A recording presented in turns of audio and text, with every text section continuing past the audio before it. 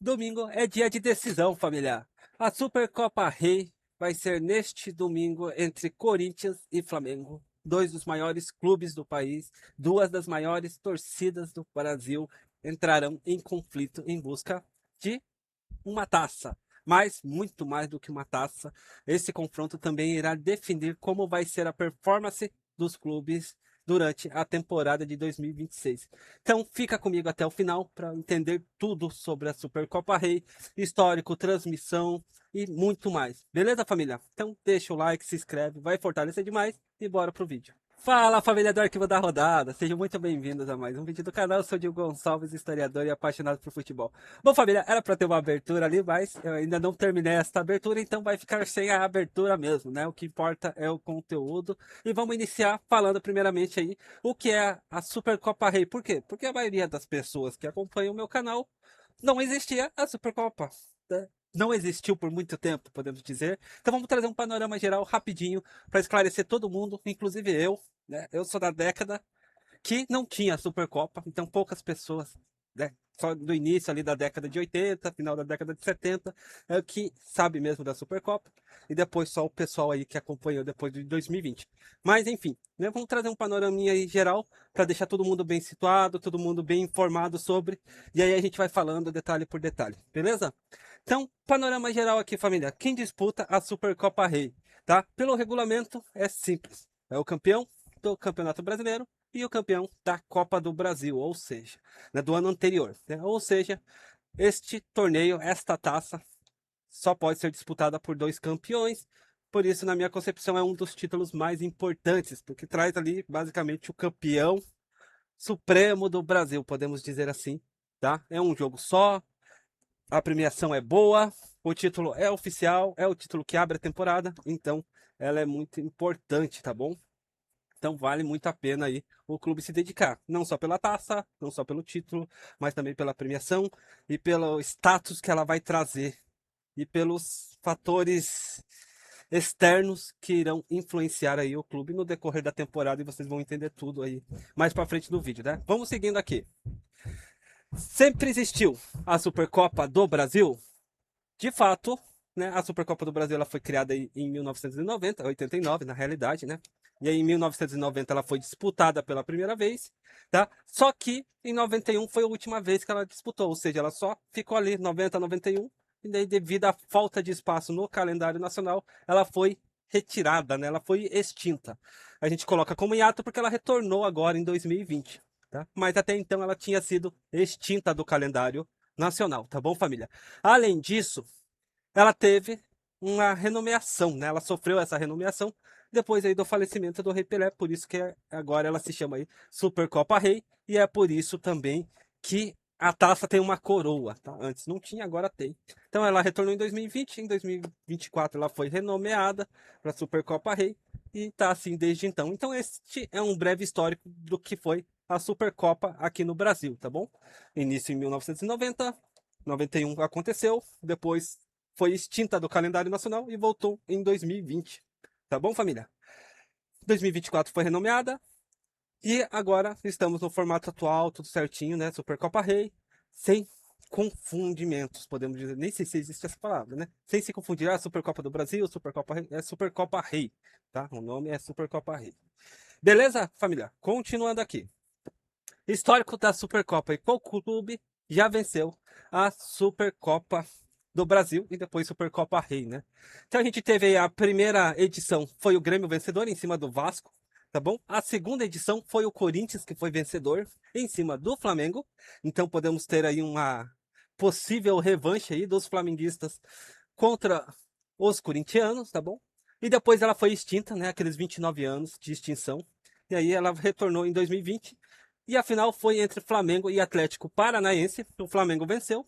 Em 2021 foi Flamengo e Palmeiras e o Flamengo venceu. Exatamente por este motivo que eu deixei o escudo do clube do Flamengo um pouquinho maior que os outros para pegar já 2020 e 2021 para não precisar ficar repetindo, tá? Então, primeiro vencedor da edição da Supercopa foi o Grêmio e o segundo foi o Corinthians. Tá bom, família? E quando teve o seu retorno, depois de 29 anos, o Flamengo venceu duas seguidas aí, 2020 e 2021. Beleza? Continuando aqui. Em 2022, o campeão foi o Atlético Mineiro em cima do Flamengo, tá? E em 2023, o campeão foi o Palmeiras em cima do Flamengo também. Tá? E em 2024 aí, o São Paulo venceu o Palmeiras. E em 2025, o Flamengo venceu o Botafogo, tá bom, família? Então, este é todo o histórico que nós temos aí da Supercopa do Brasil, ou atualmente conhecida Supercopa Rei. Beleza, família? Ranking de títulos da Supercopa, né? Como vocês perceberam aí, o Flamengo praticamente depois de 2020 tem estado em quase todas, tá? Então o Flamengo tem 3 títulos, tá em busca do tetracampeonato aí da Supercopa Rei, tá?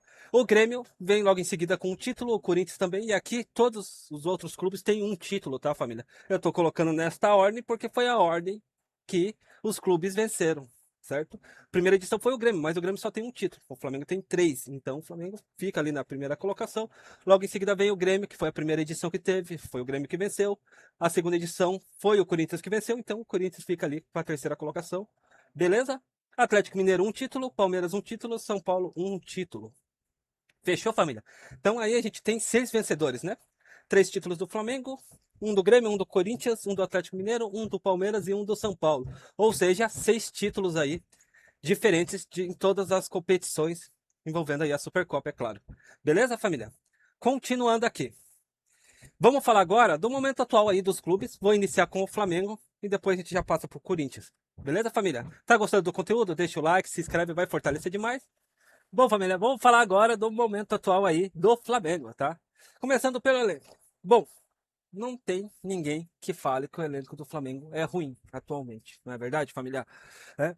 E principalmente aí com a contratação do Paquetá, que chegou aí por 260 milhões de reais. É dinheiro pra caramba. A maioria de nós não sabe nem mensurar o que é de fato 260 milhões de reais.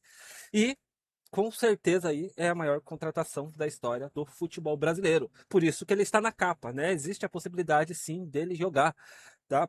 Tem só a questão burocrática ali de documentação e tudo mais, inscrição dele. No entanto, né, a gente tem que ver aí como vai ser a questão do Felipe Luiz, se vai escalar, se não vai escalar, se vai ser relacionado, se não vai ser relacionado. Por isso que eu coloquei, porque pode jogar, mas pode não jogar também, tá bom, família? Então o elenco do Flamengo aí, eu comentei só do Paquetá, mas não dá para dizer que só tem o Paquetá de bom, né? Tem o Pedro ali que destrói no ataque, Arrascaeta, Jorginho, tem o Rossi, Danilo, enfim, né? O elenco do Flamengo em si, ele é bom em todos os aspectos, tá? Este, com certeza, é um dos pontos fortes do Flamengo. E além, é claro, ali do domínio absoluto sobre o campo, né? A gente viu no jogo aí passado contra o São Paulo que o Flamengo dominou o jogo inteiro. Mesmo assim, acabou perdendo. E esse é o ponto fraco, né, do Flamengo. Pelo menos na minha visão ali. Tem sido a defesa nos últimos jogos, né? O que foi o principal ponto forte na temporada passada de 2025, que era a defesa, que tomava poucos gols. Agora a gente está tendo uma defesa que está tomando muitos gols. E é muito gol mesmo, tá? É uma média aí de mais de 2 gols por jogo. Sendo que o Flamengo terminou com uma média com menos de 0,70, né, de gols sofridos aí na temporada de 2025. Então é uma piora muito significativa, tá, família? Muito significativa mesmo. Então é o principal ponto fraco hoje do Flamengo é a defesa, mesmo tendo continuado ali o Léo Pereira, tendo continuado ali o Ortiz, né, veio o Vitão, tem o Danilo, tem o Rossi, tem o Andrew, né, acho que é assim que se fala. Ainda assim, né, ter feito contratações para a defesa, ainda assim a defesa está sendo o pior aspecto aí do clube neste início de temporada, tá sofrendo muito gol. Então, esse, no momento atual, é o principal problema do Flamengo. É uma defesa que toma muito gol. Beleza? Nos últimos jogos aí, a gente já abordou agora aqui, né? Tomou muito gol, perdeu ali pro Fluminense, perdeu aí pro São Paulo, ambos de 2-1. Então, é preocupante pro Flamengo, porque já tomou 4 gols em 2 jogos, então é muito gol, né? Média de 2 gols por jogo, e só fez um gol em cada jogo, então média de 1 gol por jogo. Então tá feia a situação aí neste início de temporada. É uma crise? Não é uma crise, né? A gente sabe que os jogadores estão retornando, a gente sabe que tem uma série de fatores que influenciam na performance do clube, né? O Arrascaeta não entrou bem, o Jorginho não entrou bem, então o clube, né, do Flamengo, ele trouxe os profissionais muito tardiamente, acredito eu, né? Não iniciaram ali o Carioca. Eles foram voltar muito depois ainda obrigados, né, a voltar, por causa que o time da base não fez o que deveria ter feito. Então, eu acho que esse é o principal problema aí do Flamengo aí. É a defesa e é isso que tem sido o Flamengo nos últimos jogos. Vamos ver aí a partir da Supercopa Rei, porque na minha concepção ela vai definir muito, na minha visão, na minha perspectiva, ela vai definir muito como vai ser a temporada do clube durante 2026, beleza? Vamos falar do Corinthians agora, porque já falei demais aí do Flamengo, agora vamos falar do Corinthians. Bom, família, agora vamos falar aí do Corinthians, né? O momento atual do Corinthians não é tão bom quanto o momento do Flamengo, né? Que venceu tudo praticamente o ano passado, né? Só não venceu o Intercontinental, Copa do Mundo de Clubes e a Copa do Brasil, que foi o Corinthians o vencedor, certo? Mas o momento atual do Corinthians, numa perspectiva de curto prazo, ele é melhor do que o do Flamengo, tá bom, família? Por quê? Né? O Corinthians, primeiro, não está correndo risco de rebaixamento ali, né? Teve ali uma derrota contundente contra o Bragantino, depois dois empates, uma vitória ali contra o Velo Clube, né, se não me engano, e perdeu o último jogo aí contra o Bahia, né? Foi a primeira rodada aí do Brasileirão. É, em campo, não tá tudo de ruim, tá? A gente vê que o Corinthians, né, ele tem um elenco bom, né? Tem o Garro ali que faz uma total diferença, o Memphis, o Yuri, tem goleiro de seleção brasileira, o Ovo. Então, assim, não dá para falar também do elenco, né? Tem o Bidon, não dá para falar do Corinthians que não tem elenco. Tem elenco, tá? O Corinthians tem elenco. Não tem como não falar que não tem elenco. Não dá para falar que é o melhor, certo? Mas o Corinthians tem um elenco muito forte, né? Tem ali, esses são os principais pontos. Eu acho que o ponto mais fraco aí do Corinthians é a finalização, né? O Yuri Alberto ali, ele consegue fazer gol difícil, né? Mas gol mais fáceis ali, ele acaba perdendo essas oportunidades. Tem o Memphis ali também, que às vezes faz gol, às vezes não faz, sabe? Fica sempre aquela eterna discussão sobre o Corinthians se compensa ou não manter o Memphis, né, no clube. Primeiro porque não é sempre que o Memphis está performando bem ali, é um jogo ou outro que ele performa da forma como ele tem que performar, né? Ele foi contratado para performar daquela forma, certo, família? E não é sempre que ele performa daquela forma, né? Que ele faz uma performance à altura do valor que ele recebe no clube, certo? E tem também a questão de que ele recebe muito e faz pouco, certo? Então é aquela eterna discussão. Já tem gente ali, eu vi ali no Instagram, muita gente comentando que é preferível o Corinthians não vencer porque metade do prêmio vai ir pro Memphis, né? E por incrível que pareça, daí metade vai pro Memphis, a outra metade a Caixa prende, daí só fica com a taça, né? Podemos dizer assim. Então é complicado a situação do Corinthians, né? Nessa parte extra-campo, né? Dentro do campo, eu acredito ali que de fato ali o Dorival ele tá pedindo mais reforço, né? Ele precisa de mais jogadores ali, mas ainda assim é um elenco muito bom, é um elenco forte, né? Tem a questão ali, mais a parte de finalização ali, eu acho que a parte do ataque ali tem que ter uma pontaria melhor, assim como a pontaria do Flamengo também. Eu acho que é outro ponto aí que tá deixando a desejar, tá? Na questão de defesa, pô, o é goleiro de seleção brasileira, né? Errar todo mundo erra e sem sombra de dúvidas é um dos melhores goleiros aí do país, tá? Nos últimos jogos a gente já comentou aqui, né? Veio de dois clássicos, onde empatou e venceu ali o Velo Clube por 1-0. E o último jogo aí no Brasileirão perdeu pro Bahia de 2-1, mas o confronto foi lá na Vila, né? Não foi na Neoquímica.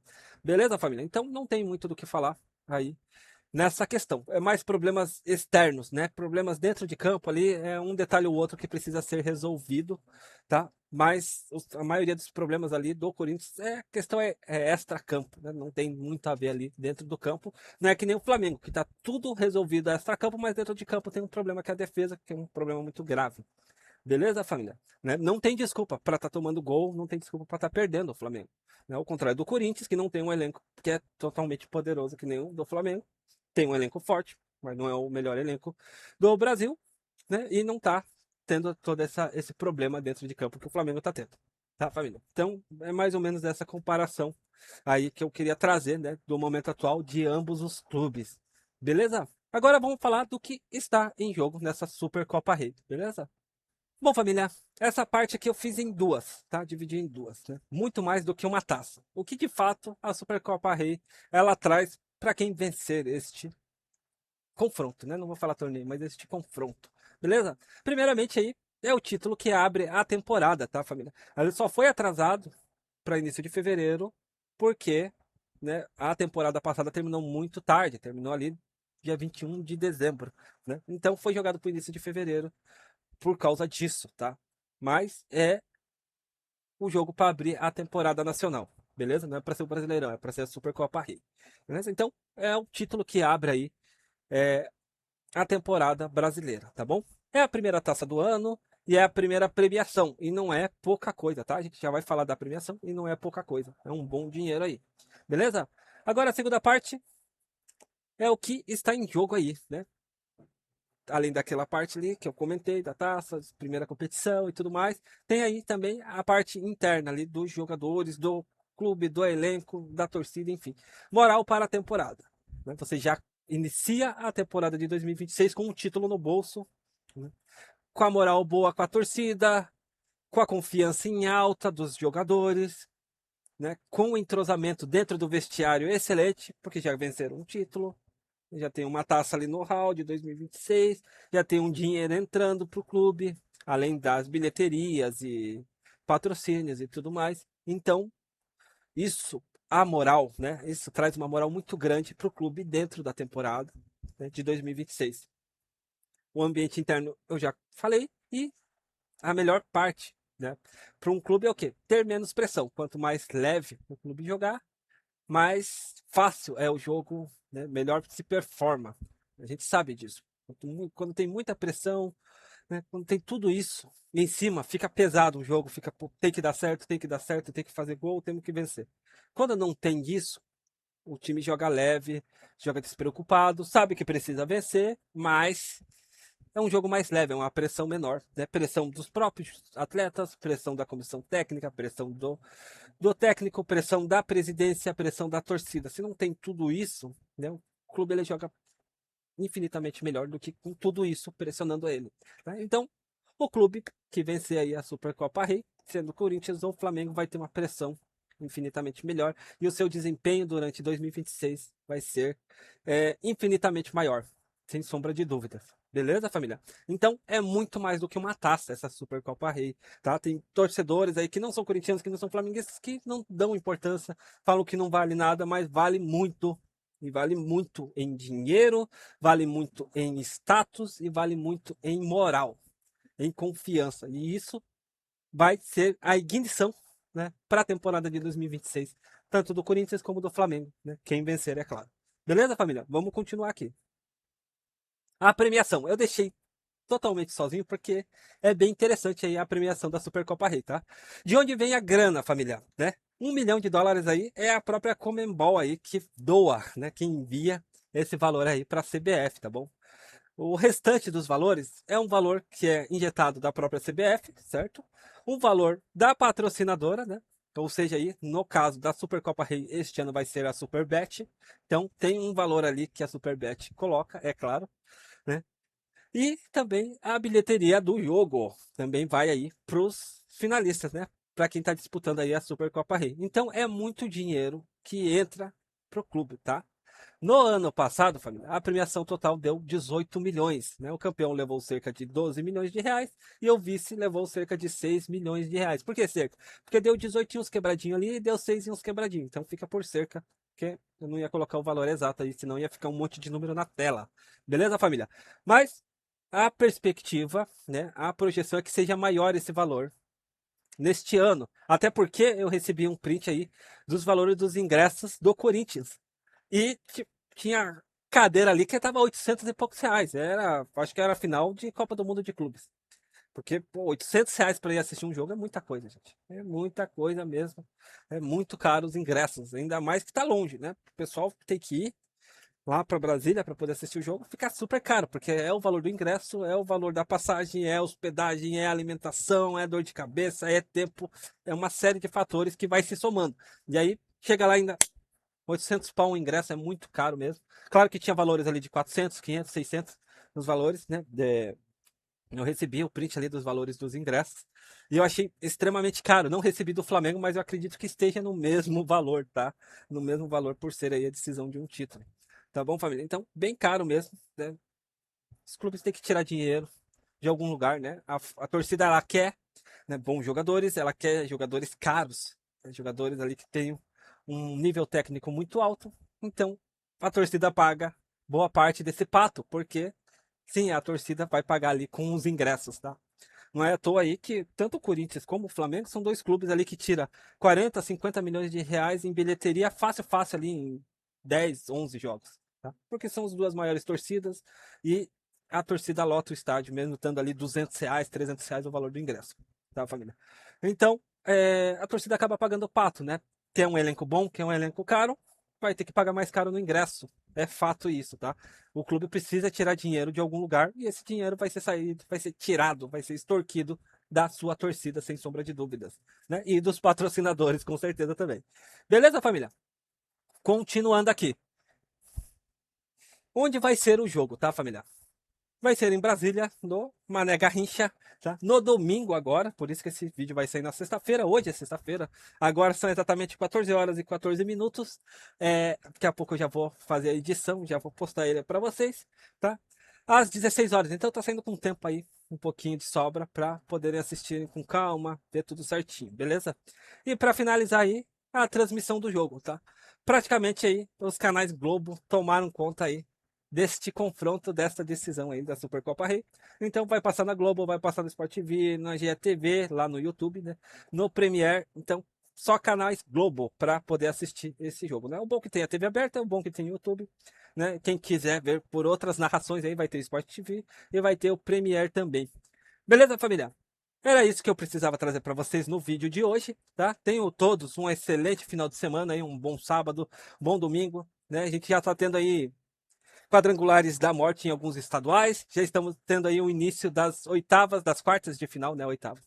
Das quartas de final de alguns estaduais, como por exemplo ali o paranaense, o catarinense, o cearense também, tá? Já estão aí nas quartas de final. Tem o Barezão ali, né? Que é o campeonato amazonense, que já está ali na sua parte final da primeira fase do estadual, né? Porque quem não sabe ali, o Amazonense são dois títulos no estadual, né? O vencedor do primeiro turno contra o vencedor. Então tem um campeão do primeiro turno, tem um campeão do segundo turno, depois tem um campeão geral. Então tá tendo tudo isso neste final de semana, tá, família? E tem aí a Supercopa, daí meio de semana já volta o Brasileirão e assim vai indo, né? Intercalando. Estadual, Brasileirão, até finalizarem aí os estaduais e ficar só o Brasileirão. Ah, e tem também aí, para não deixar informação faltando, pré-Libertadores, que a gente vai falar também. Além da pré-Libertadores, teve também ali, né, o sorteio dos mandos de campo da Copa do Brasil, que a gente vai trazer também. Então tem muita coisa acontecendo dentro do mundo do futebol e é claro que aqui no Arquivo da Rodada você vai ficar por dentro de tudo, tá bom? Eu gosto de trazer muita informação, tem os shorts ali com as informações dos jogos, dias, horários, transmissão, tem tudo aí para vocês, tá bom? Para finalizar, família, né? Deixa o like, se inscreve, vai ajudar demais, vai fortalecer o canal, tá bom? Tenham todos um excelente final de semana. Bebam com moderação, quem bebe, né? Quem não bebe, né? Toma um refrigerante, toma um cafezinho, acho que todo mundo gosta de café, né? Tenham todos aí um bom final de semana. Aproveitem para descansar, para curtir e até o próximo vídeo.